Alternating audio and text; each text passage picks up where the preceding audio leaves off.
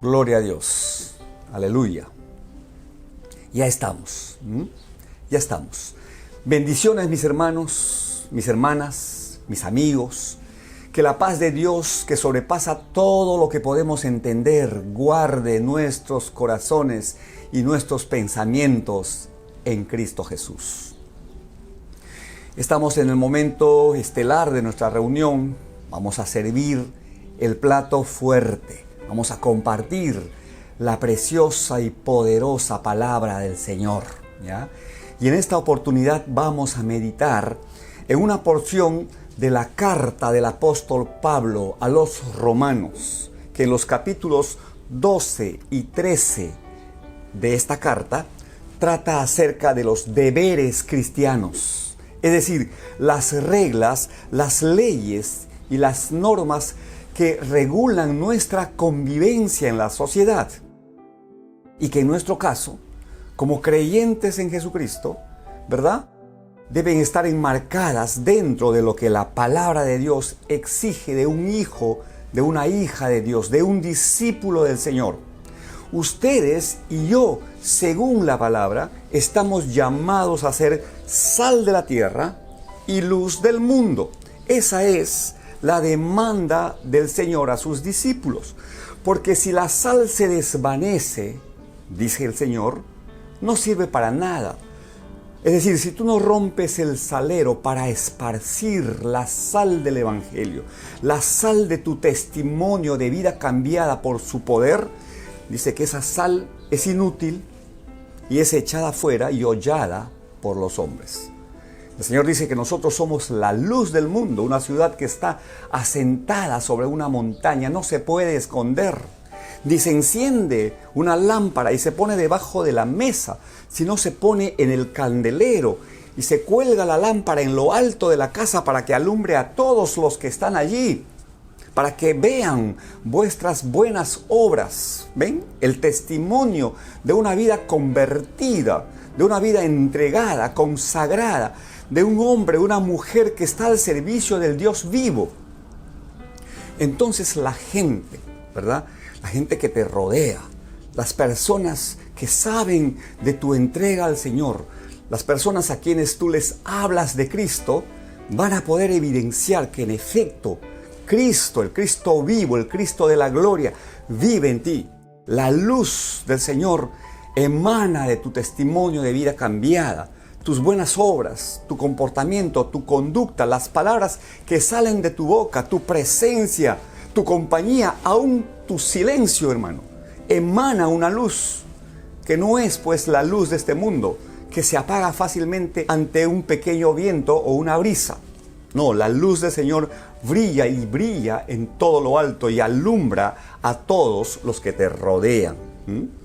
Esa es la responsabilidad que tenemos como discípulos de Cristo a la hora de cumplir nuestros deberes en este mundo en el que vivimos. Debemos estar siempre a la altura de las exigencias, primeramente del Señor, y como consecuencia será mucho más fácil, ¿verdad?, atender y aceptar y obedecer las leyes, normas y requerimientos de la sociedad. Entonces, el título de este mensaje es Entendimiento renovado, transformación asegurada. Mente renovada, testimonio evidente y poderoso. Ya está. Y vamos a sustentar esta reflexión desarrollando Romanos 12:2, que dice: no os conforméis a este siglo, sino transformaos por medio de la renovación de vuestro entendimiento, para que comprobéis cuál sea la buena voluntad de Dios, agradable y perfecta. Ahora escuchen lo que dice esta misma porción, este mismo versículo en la versión Dios habla hoy. Dice: no vivan ya según los criterios del tiempo presente. Al contrario, cambien su manera de pensar para que así cambie su manera de vivir y lleguen a conocer la voluntad de Dios. Es decir, lo que es bueno, lo que es grato, lo que es perfecto.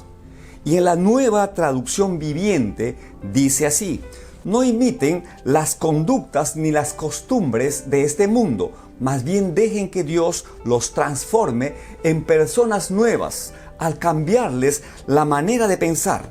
Entonces aprenderán a conocer la voluntad de Dios para ustedes, la cual es buena, agradable y perfecta. Que Dios bendiga su palabra, porque como desciende de los cielos la lluvia y la nieve y riega la tierra y la hace germinar y producir y da semilla al que siembra y pan al que come, así será mi palabra que sale de mi boca, ha dicho el Señor.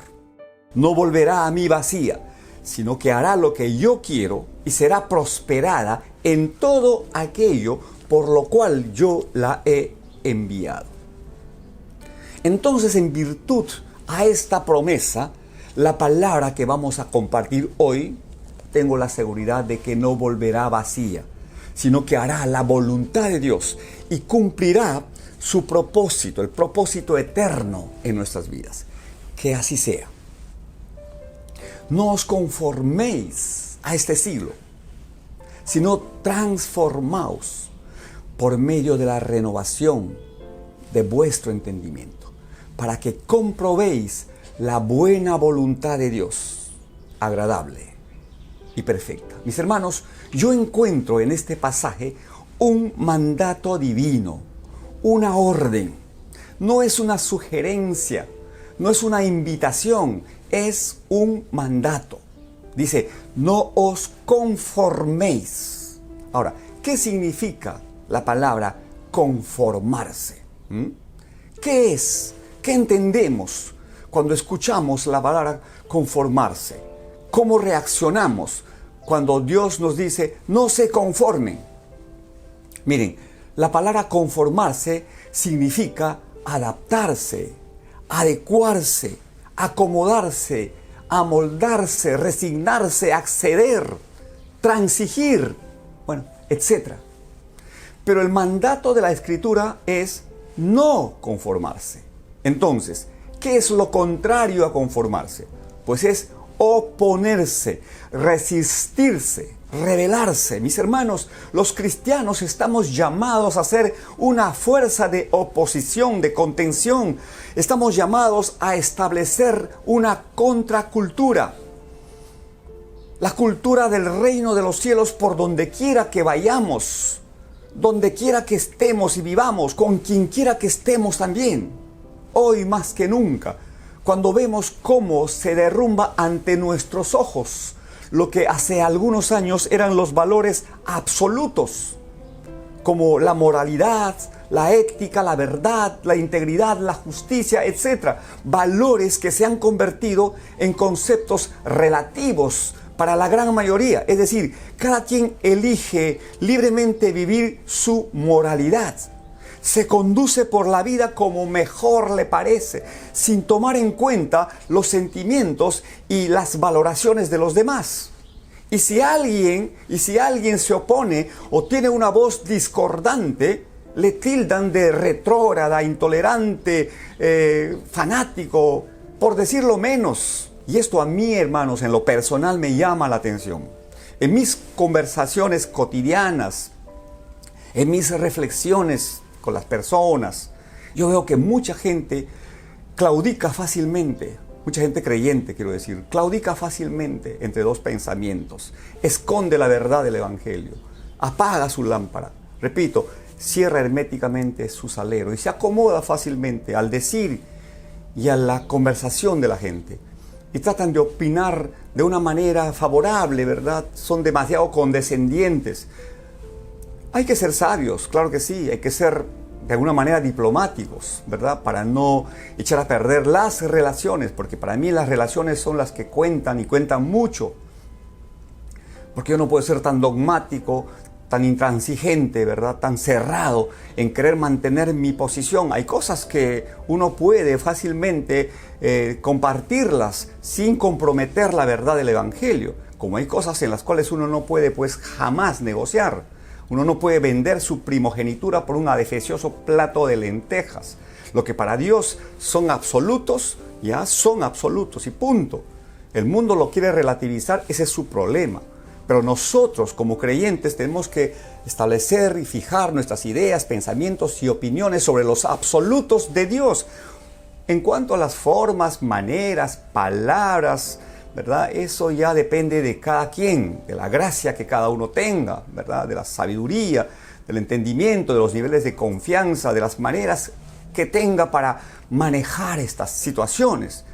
Pero uno tiene que establecerse firmemente en su posición, sin comprometer, repito, la verdad de la palabra. Entonces, lamentablemente, digo que hay demasiada oposición. La gente simple y llanamente voltea la mirada para señalar, para acusar, sin reflexión previa, ¿verdad? Simplemente se trata de oponerse por oponerse. Y si te tienen que lapidar, si te tienen que desplazar de sus afectos, de sus entornos, porque tú tienes una voz distinta, una voz discordante, bueno, pues ese es el precio, hermanos, de seguir a Cristo. Con todo, mis hermanos, jamás debemos claudicar entre dos pensamientos. Nosotros sabemos en quién hemos creído y la Biblia es y seguirá siendo nuestra única regla infalible de fe y de conducta. ¿Ya? Volvemos a nuestro punto. No os conforméis a este siglo. Y cuando la Biblia señala a este siglo, se refiere a los criterios del tiempo presente, las conductas y costumbres de este mundo. Entonces, el consejo del apóstol es nadar contra la corriente. ¿Se acuerdan de la prédica de domingo pasado? Desarrollamos este tema de ir contra la corriente del sentido común, de la opinión generalizada. No conformarse a este siglo es no alinearse al sistema que rige en este mundo.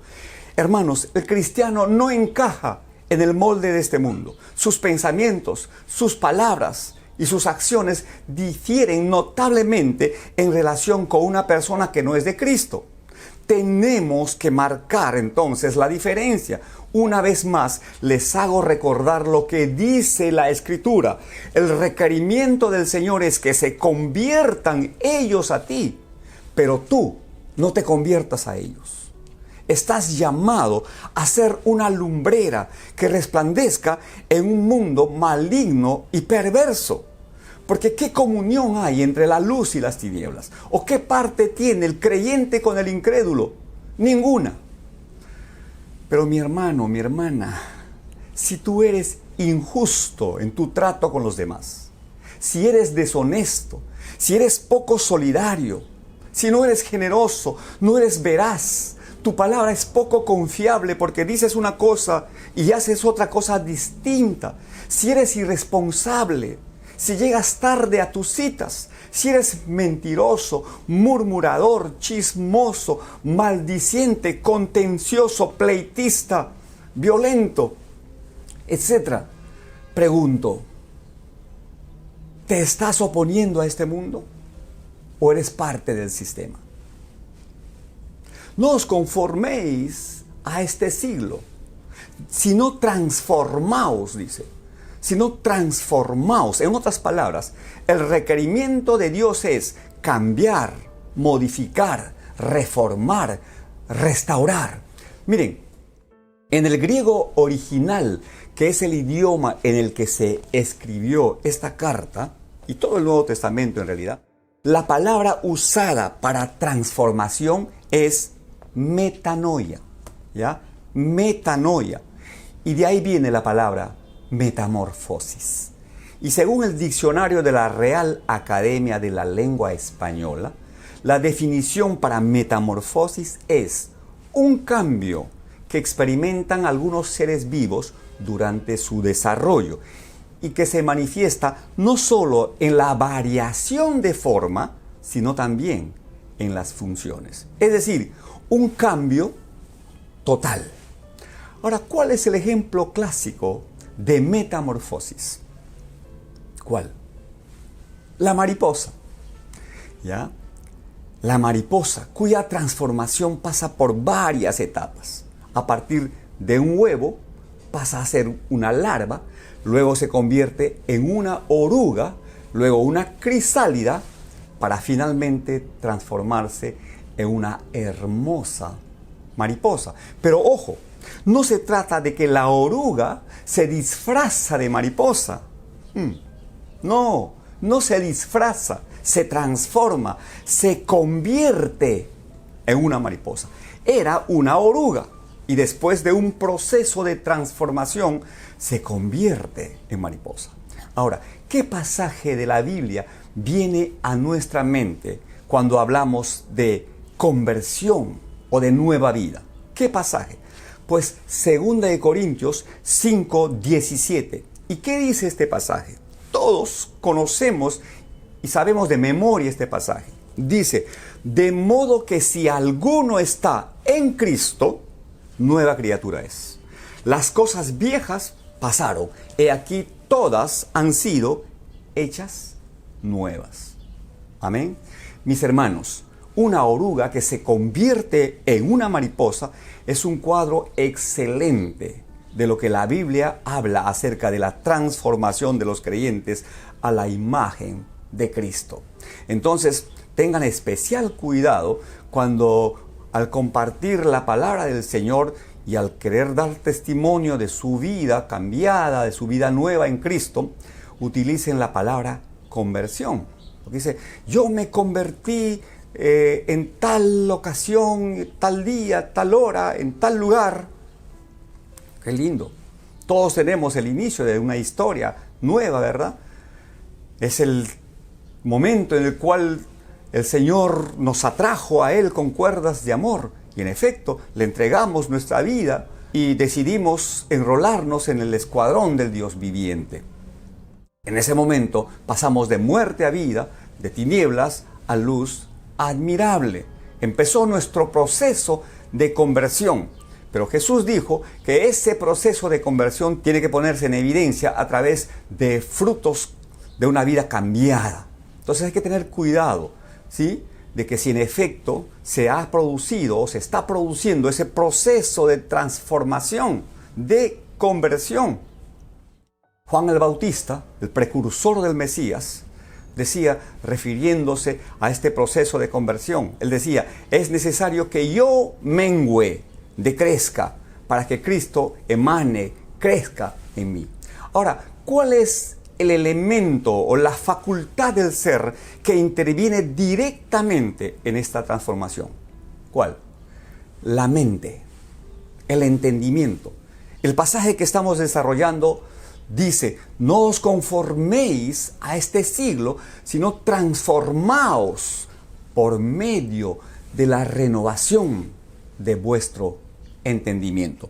Ojo, ojo, que el cambio, la transformación, la metanoia no se produce en el exterior, porque tú sigues siendo la misma persona por fuera.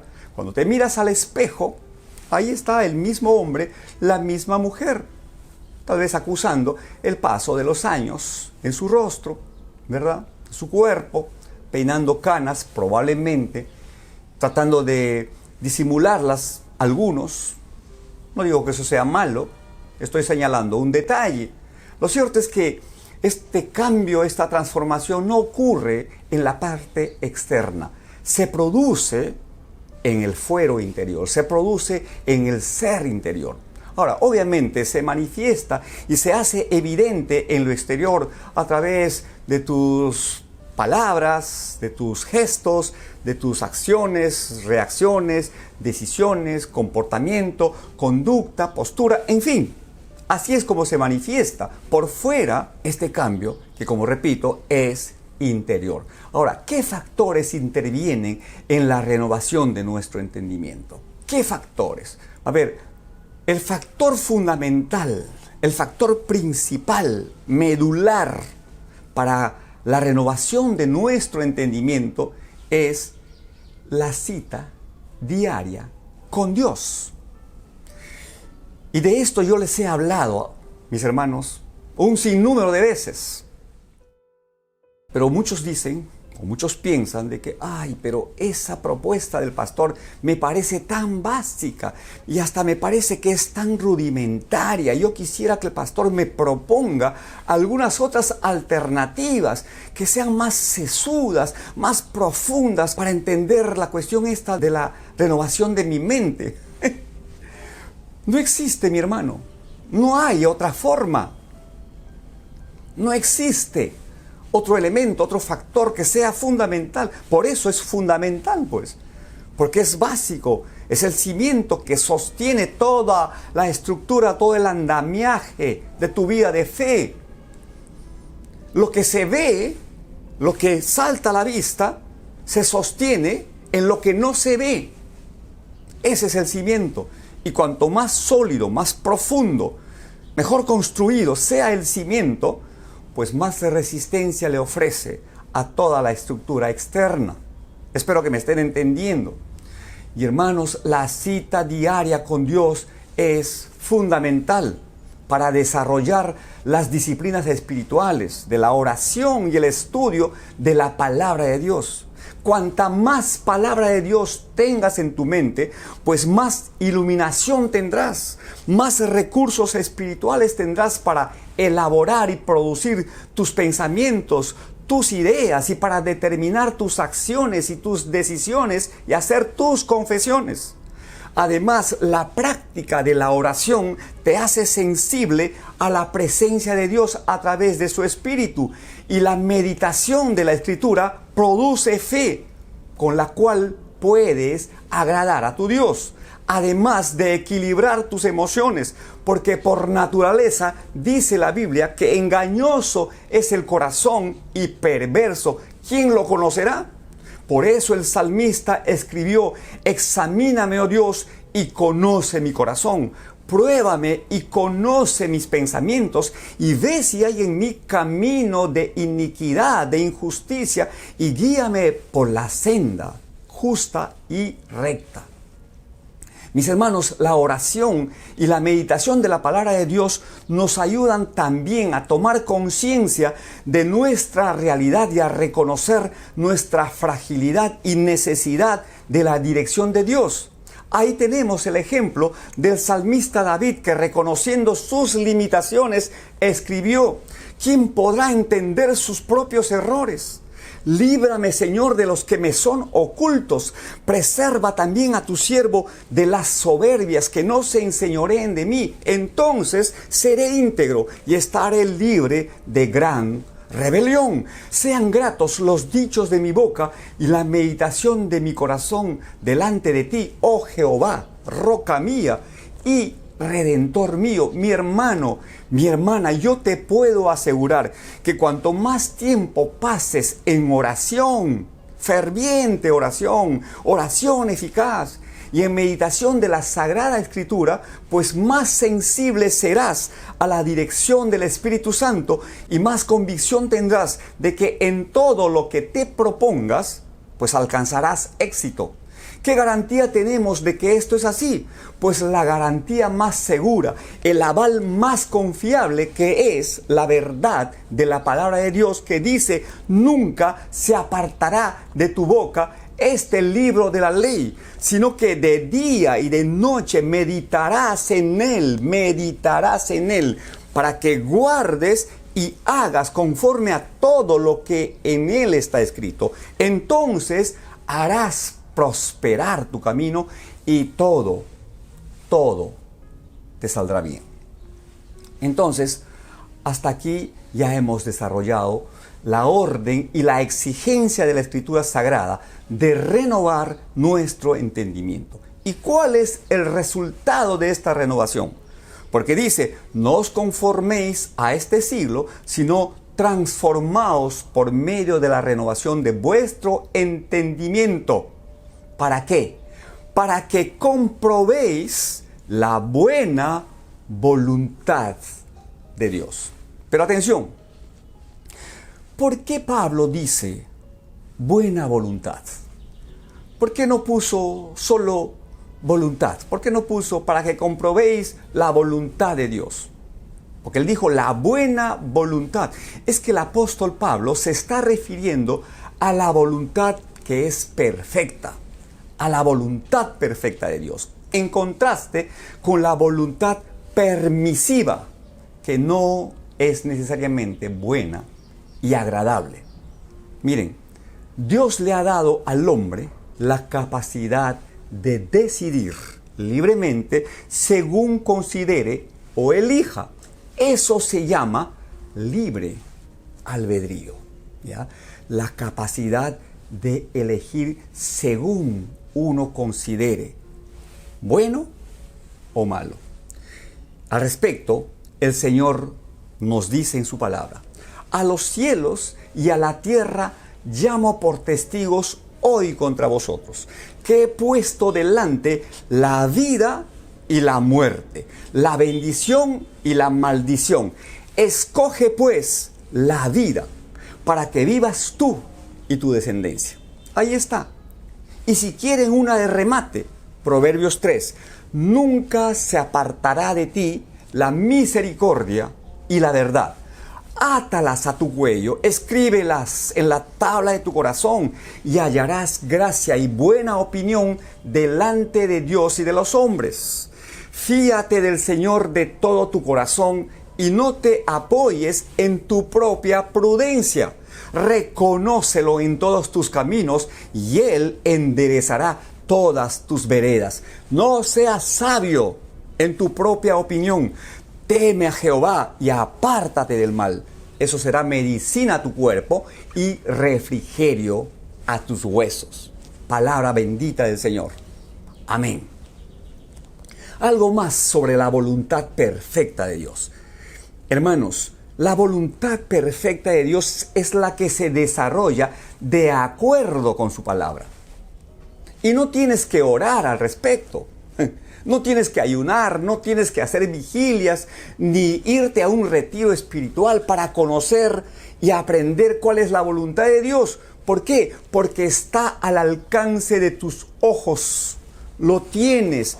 Tan solamente abriendo el libro sagrado, el libro de la vida, ya te encuentras con la voluntad soberana y perfecta del Señor. Porque miren, es la voluntad perfecta de Dios que obedezcas y honres a tus padres para que te vaya bien y seas de larga vida en esta tierra. Es la voluntad perfecta del Señor, si estás casado y casada, que ames a tu esposa así como Cristo amó a la iglesia y se entregó a sí mismo por ella. Es la voluntad de Dios que en tu condición de mujer, de esposa, respetes a tu marido y le des el lugar que le corresponde. Que no le desplaces por nada ni por nadie.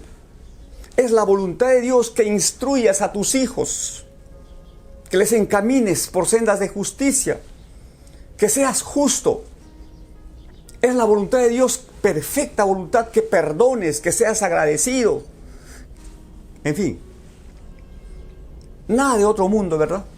Nada. Ahí tienen la voluntad perfecta de Dios. Obedécela, sin más ni más. Ahora, ¿y la voluntad permisiva del Señor? ¿Qué es la voluntad permisiva? Bueno, es la que, valga la redundancia, Dios permite, pero lo hace muy a su pesar. Es aquella voluntad en la que el hombre toma la iniciativa, pasando por alto lo que el Señor ha establecido en su palabra. Y tenemos muchos ejemplos. A ver, Abraham. Dios le dio a Abraham una promesa, ¿verdad? Él le dijo que le daría un hijo que saldría de sus lomos. Y en ese hijo serían benditas todas las naciones. Pero Abraham miró su circunstancia, su natural realidad, y no le creyó a Dios. No tomó en cuenta esta voluntad perfecta del Señor, que era darle un hijo. Y más bien, él relativizó esta promesa y la habló con su mujer, Sarai, y le dijo, dice que Dios nos va a dar un hijo. Yo ya voy a tener 100 años, yo ya estoy retirado de todas las lides, tú estás igualmente ya pasada en años y encima eres estéril. Por eso Sarai, su mujer, se rió. Y entonces, como para seguir el juego, le dice a su marido, mira, en todo caso, si quieres, nada pierdes con probar, llégate a mi sierva, Agar, a ver si por ahí resulta algo, porque conmigo nada que ver. Así que, como siempre digo, Abraham ni corto ni perezoso, ¿verdad? No lo pensó dos veces, no oró, no le preguntó al Señor, simplemente tomó esta opción y se llegó a Agar. Y producto de esa relación salió un hijo, el primogénito de Abraham, Ismael. No era la voluntad perfecta de Dios, porque la voluntad perfecta era Isaac, el hijo de la promesa. Repito, Ismael fue el primogénito, pero Isaac fue el prometido. ¿Ven ustedes? Y producto de esa mala decisión, las consecuencias siguen hasta la fecha. Ismael enfrentado con Isaac. Otro ejemplo, Israel. Cuando ya Samuel estaba por retirarse del ministerio profético, dice que sus hijos hacían lo malo delante de Jehová, es decir, ya había perdido vigencia y autoridad Samuel. Entonces fueron y exigieron a Samuel que les proclamara un rey. Ellos querían tener un rey como tenían todos los pueblos circundantes. Querían un rey que les gobernara, que peleara sus batallas, que cuidara de ellos. Entonces Samuel se molestó y fue donde el Señor y le dijo, Señor, ¿escuchas lo que este pueblo está exigiendo? Y Jehová le dijo, no te preocupes, no te han desechado a ti, a mí me han desechado.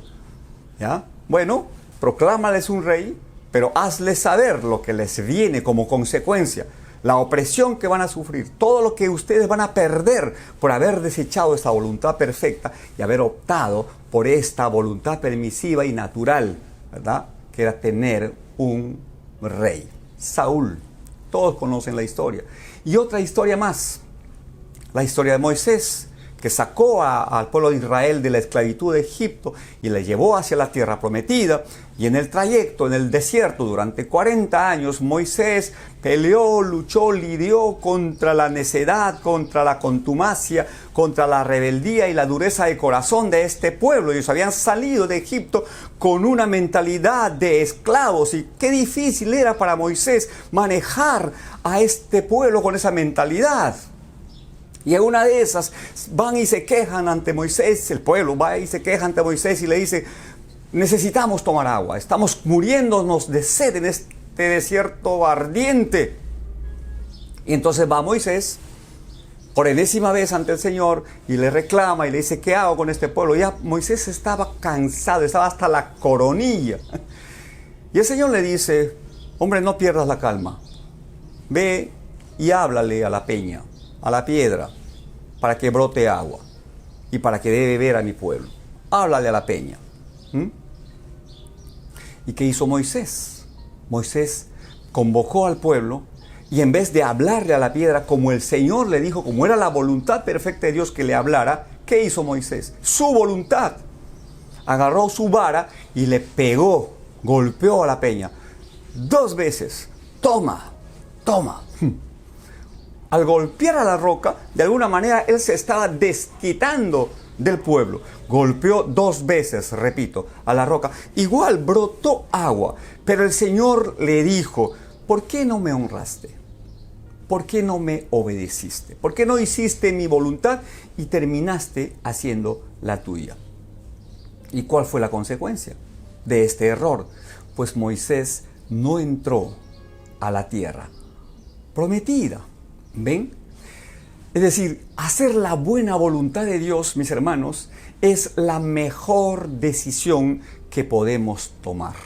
¿Ya? Hacer la voluntad del Señor, aunque no nos parezca, aunque nosotros, de acuerdo a nuestros razonamientos y criterios humanos, creamos que mejor es hacer otra cosa, hermano, sacrifica ese criterio, ese pensamiento y esa voluntad tuya y sométela al imperio de la voluntad perfecta del Señor.